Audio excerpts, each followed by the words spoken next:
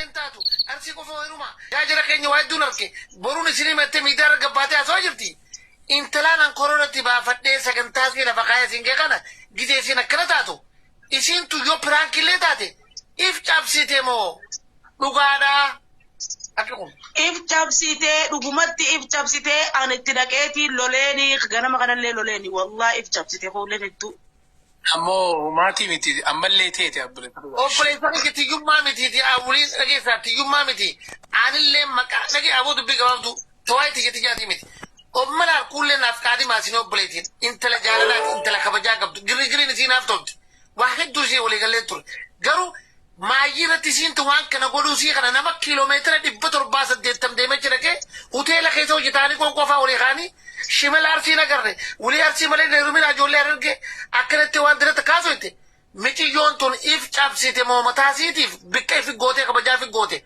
piraankii taatullee if cabsite moo kam hayya sommanni kam yaada bareedduu baadiyyaa mucaa namaa gargaara. Kanaa jecha Kana dubbii jaartii murteessan jaariiti.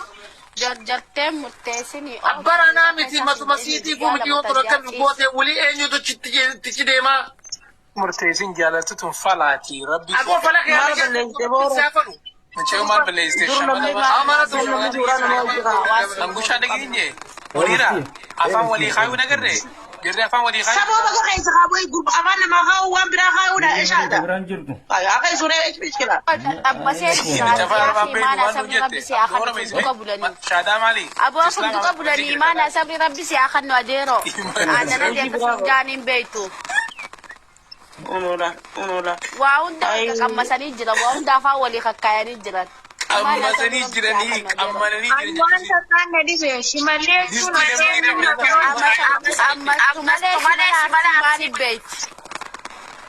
Biyya teenya distii namni harka keessa abbaagaa waasiimuwan abbaagaa waasiifimuwan waasiimu timi.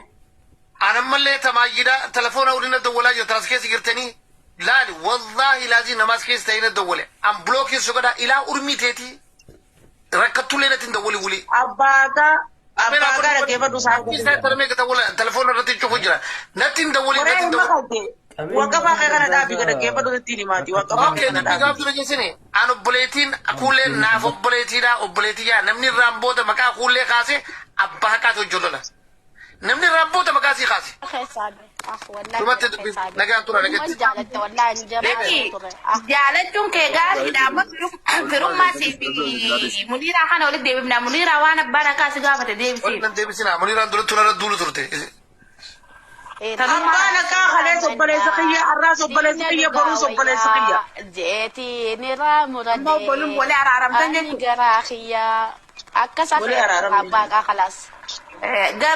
garuu shira kana hunda quba qabda harkaas keessaa qabda miree muniiraa yaa obboleetti tiyya wallahi irraa quban qabu wallahi irraa Gurbaan quban waan jechaa jirtu laala. Gurbaan natti illee dawwaleeti isitti illee dawwalee jechaa jirti. Keessaa gabaachuu jira sin hin galtu sira keenya sesin maal haasoo hittan.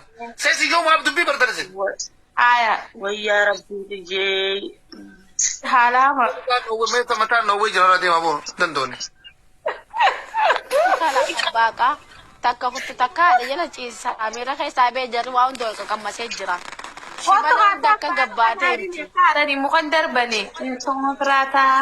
Ah, wayii. Bareedduu baadiyyaa.